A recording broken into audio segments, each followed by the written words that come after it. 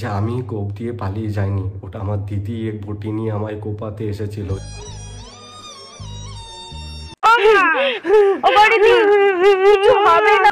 এরপরে তোমরা সব বিচার করবে।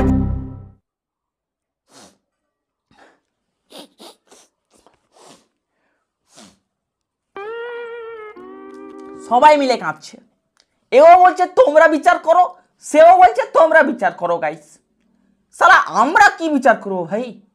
এদিকে নিজেদের লাইফের প্রবলেমের শেষ নাই। এরকম আগেও মেরেছে, এরকম আগেও আমায় মেরেছে। ভাই হচ্ছেটা কি ভাই? গোটা পরিবার মিলে ছেলেটাকে গালাচ্ছে, ওদিকে এর দিদি নাকি বিষ-টিস কি সব খেয়ে নিয়েছে। সংসার আর সংসার নেই, বিগ বস হয়ে গেছে ভাই। সে যাই হোক, এখন আমাদের উচিত ছেলেটার পাশে দাঁড়ানো, কারণ এর কিছু হয়ে গেলে আমরা রোজটাকে করবো ভাই। বলি অন্য নদী আর দুমুঠো চাল ফেলে দে হাড়িতে, ঠাকুর জামাই এলো বাড়িতে, অন্য নদী ঠাকুর জামাই এলো বাড়িতে। এবার ভাই ব্যাপারটা কন্ট্রোভার্সি ক্রিয়েটারদের হাতে উঠে গেছে, ঠিক আছে? এবার ভাই রনের দিদি আর ছাড়া পাচ্ছে না, এ উদুম খিস্তি খাবে। কন্ট্রোভার্সি ক্রিয়েটার হালকে মেলে রোকে আনছো। তুমি কি ভেবেছো রনকে? রন ঘাসে মুখ দিয়ে চলে, তাই না? রন ভাই করে ঘাসে মুখ দিয়ে চলে, তাই না? তো কি চলছে বন্ধু? তুমি যদি ভেবে থাকো এই মুহূর্তে রণবীর আলাবাদিয়া, সময় রায়না এরা সব থেকে বেশি জীবনের ভয়ে আছে, তাহলে তুমি ভুল ভাবছো। এই মুহূর্তে সব থেকে জীবনের ভয় বেশি আছে আমাদের রন দাদা। এই যে আমি বেঁচে আছি, এটাই হচ্ছে সবথেকে বড় খুশির কারণ। কারণ তার নিজের দিদি তাকে বটি নিয়ে তাড়া করছে, দেখতে পেলে ঘ্যাচাং ঘ্যাচাং আর মার দিচ্ছি। এই যে আমি বেঁচে আছি, এটাই হচ্ছে সবথেকে বড় খুশির কারণ। মানে সুখে থাকার জন্য বেঁচে থাকাটা খুব প্রয়োজন। বেচারা এখনো ওই সিচুয়েশন থেকে বেরোতে পারেনি, ঠিক আছে? জীবনের ভয় ভাই, একবার যদি বটিটা এদিক ওদিক লেগে যেত পৃথিবীর কি হতো ভুলে যাও। এক্সকে সুযোগ নেক্সট কে? এই যে আমি বেঁচে আছি, এটাই হচ্ছে সবথেকে বড় খুশির কারণ। মানে সুখে থাকার জন্য বেঁচে থাকাটা খুব প্রয়োজন। It's not funny bro, but রন্দার জীবনে কোনো বড় ঝড় যাওয়ার পর রন্দার মুখ থেকে যে কবিতাগুলো বের হয়, উফ আলাদাই ভাই।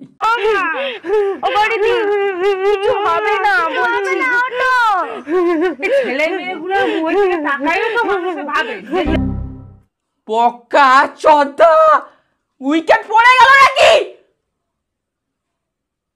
মনে হয় রোস্টারদের খিস্তি সহ্য করতে পারেনি, আমাদের উপর কেস হবে নাকি রে? মুসামারা ওষুধ খেয়েছে ওয়া? মুসামারা ওষুধে ডাইনি মরে না। কতগুলো খাইছে অনেকগুলো ওষুধ খেয়ে নিচে, তোমরা হসপিটালে নিয়ে যাও। পোদ মারা গা, যারা যারা রনের দিদিকে খিস্তি খাস্তা করেছিলি সবার ওপর কেস হবে মারা। মেয়েটা মুসামারা ওষুধ খেয়ে নিয়েছে, বাট নো টেনশন, বেঁচে গেছে। তার পরের দিন উঠে রন নাকি কী সব গিফট টিফট কী সব পাঠিয়েছে সেটা নিয়ে রিভিউ করছে। মানে জাস্ট ইমাজিন করো কি চলছে। রাতের বেলা কটা ওষুধ খেয়েছে, সকালবেলা আমার নামে একটা পার্সেল এসছে, যদিও আমি অর্ডার করিনি। এটা কে অর্ডার করেছে আমি জানি, নাম বলবো না। সালা কি নাটক চলছে ভাই, সারা ফ্যামিলি নাকি বিগ বসের স্টুডিও।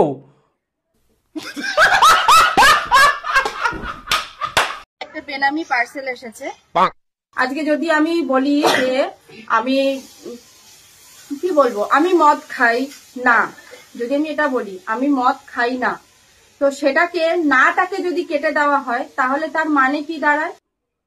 তুমি মদ খাও। আমি মদ খাই। দেশি না বিদেশি?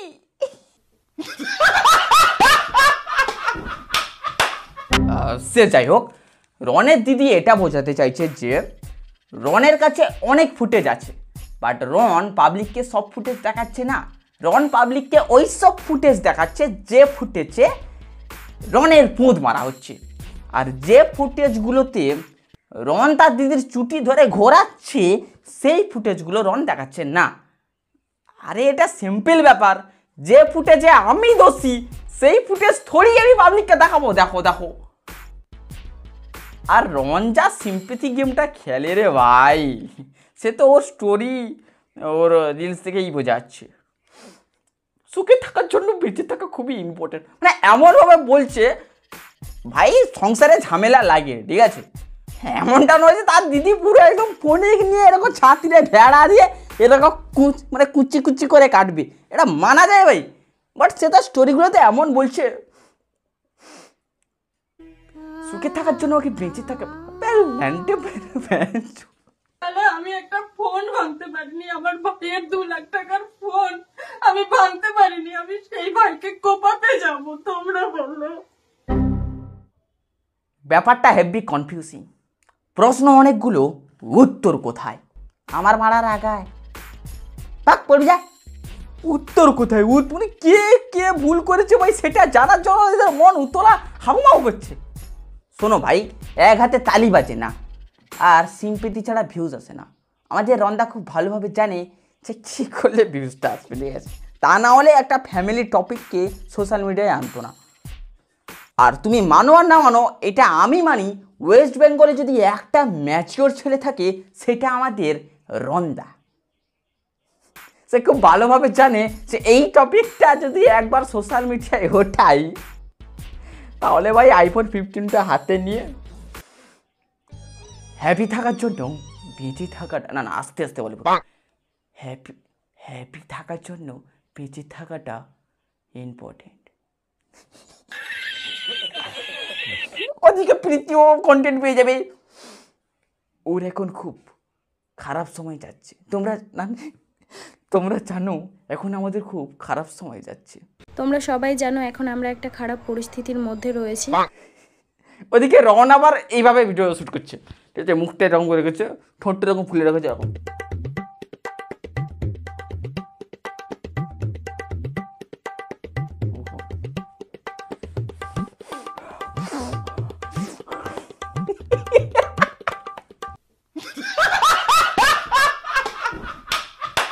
আচ্ছা, তোমাদের মনে প্রশ্ন জাগে না, একটা ছেলে হঠাৎ করে ক্যামেরা অন করে বল তোর বর ঘুষ দিয়ে চাকরি পেয়েছে, তোর বর ঘুষ দিয়ে চাকরি পেয়েছে, বল বল বল তোর বর ঘুষ দিয়ে চাকরি পেয়েছে, বল হাই গাইস দেখো। আবার নিজের দিদির, অবশ্যই এই কথাটার আগে কিছু একটা ছিল, এই কথাটার আগে ছিল গিয়ে দেখ তোদের মতো তো কোমর দুলিয়ে আমার বর টাকা ইনকাম করে না, আমার বর খেটে টাকা ইনকাম করে। তোরা পুঁত নাচে ইনকাম করিস, মুখের উপর দিদি রোস্ট করে দিয়েছে।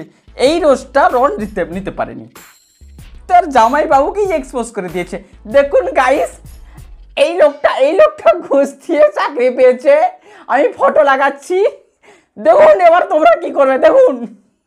তো এনার বর ঘুষ দিয়ে চাকরি পেয়েছে আর এটা কন্টিনিউ কেসও চলছে। এরপরে এনার বরের ফটোটা আমি অ্যাড করছি, এটা হচ্ছে এনার বর। দেখো ভাই, এমনটা তো হয় না যে কোনো কথাবার্তা নেই, রনের দিদি পুরো একদম বটিটা ওঠালো, এমনটা তো হয় না, নিশ্চয়ই এর আগে পরে কিছু একটা ছিল, কিছু একটা হয়েছে। দেখুন, প্রথমে হয়েছে গিয়ে কথা কাটাকাটি, তারপর হয়েছে ফোন ভাঙাভাঙি, তারপর হয়েছে গিয়ে রনের দিদির চুটি ধরে এভাবে ঘুরিয়েছে রন্দা, প্রমাণও আছে আমাদের কাকিমা।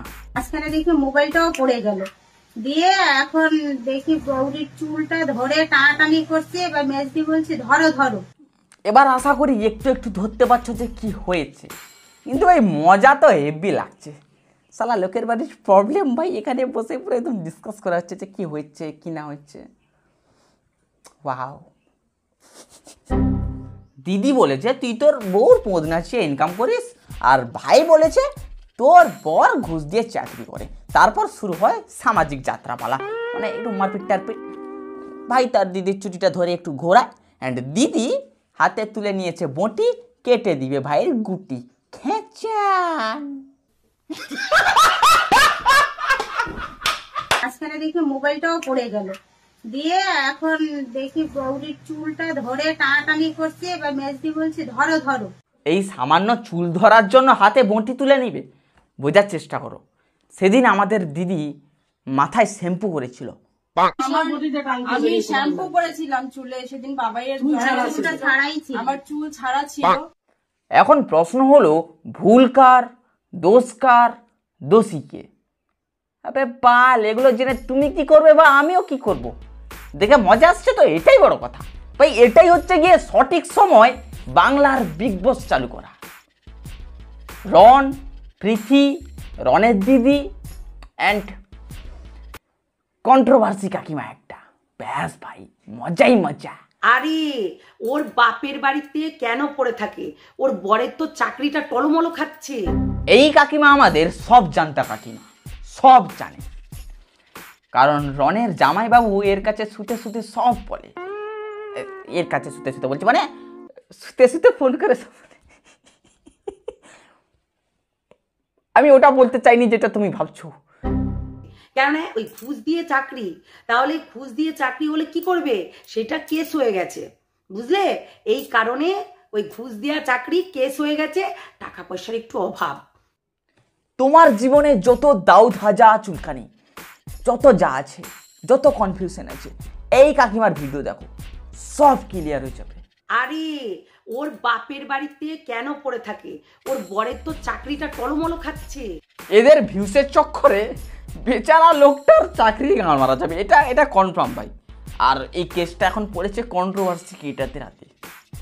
কন্ট্রোভার্সি ক্রিয়েটার ভাই, আমাদের বাংলায় এমন একটা কমিউনিটি আছে যেখানে শুধু ক্যাচাল হয়। ক্যাচাল মানে খালি অন্যের সংসারে কী চলছে সেটা নিয়ে আলোচনা করা হয়, যেটা তোমার কলগোড়ায় হয় ওটা। ইউটিউব নেই ভাই, এটা আস্তে আস্তে কলগোড়া হয়ে যাচ্ছে। সংসারের কুটকাচারি, সংসারের ঝামেলা, কাকিমাদের কুটকাচারি কথাবার্তা, কাকিমাদের সমালোচনা, এখানে সব পেয়ে যাবেন। যেটা পাবেন না সেটা হচ্ছে গিয়ে এইসব কাকিমাদের কথার লজিক। ঘুষ দিয়ে চাকরি, ঘুষ দিয়ে চাকরি। আরে গাঁড়ে কত দম আছে, ঘুষ না দিয়ে চাকরি পেয়ে দেখান না। গাঁড়ে কত দম আছে দেখবো। আমরা সত্যযুগে বাস করছি না, আমরা কলিযুগে বাস করছি। আর এখন যারা ঘুষ দিয়ে চাকরি করছেও, তো খোঁজখবর নিয়ে দেখুন, ওরা জমি জায়গা টায়গা বিক্রি টিক্রি করে ঘুষ টুস দিয়ে অনেক কষ্টে একটা চাকরি পেয়েছে। আরে ওর বাপের বাড়িতে কেন পড়ে থাকে? ওর বরের তো চাকরিটা টলমলো খাচ্ছে। আর কাকিমারা, তোমরা কি শুধু রনের দিদির পাছায় থাপড়াচ্ছ? রনের পাছায়ও একটু থাপড়াও। বেচারা এমন একটা থাম্বনেল দিয়েছিল যেন মনে হচ্ছিল ওকে খুব বগলে চেপে দিয়েছে, আর মুখটা ফুলে এরকম। দুদিন পর দিব্যি ঘুরে বেড়াচ্ছে। ওই দিন ভাই এর মুখে কত দাগ ভাই, যেন মনে হচ্ছে এরকম করে কে খামচেছে, এরকম করে। তারপরের দিন ভাই হেভি স্কিন ভাই, কি ক্রিম মেখেছিল। তার নাটকগুলো দেখবে ভাই, চেয়ারে বসে এমন একটা বসে ভান করছে ক্যামেরাটা অন করে দিয়ে, যেন ডায়রিয়া কলেরিয়া হাগা ডাগা হয়েছে। এই কাকিমাগুলো যে কেন রন টনের ভুল টুল দেখতে পাই না ভাই, আমি ওটা বুঝতে পারি না ভাই। মাথাটা একটু কাজে লাগাও।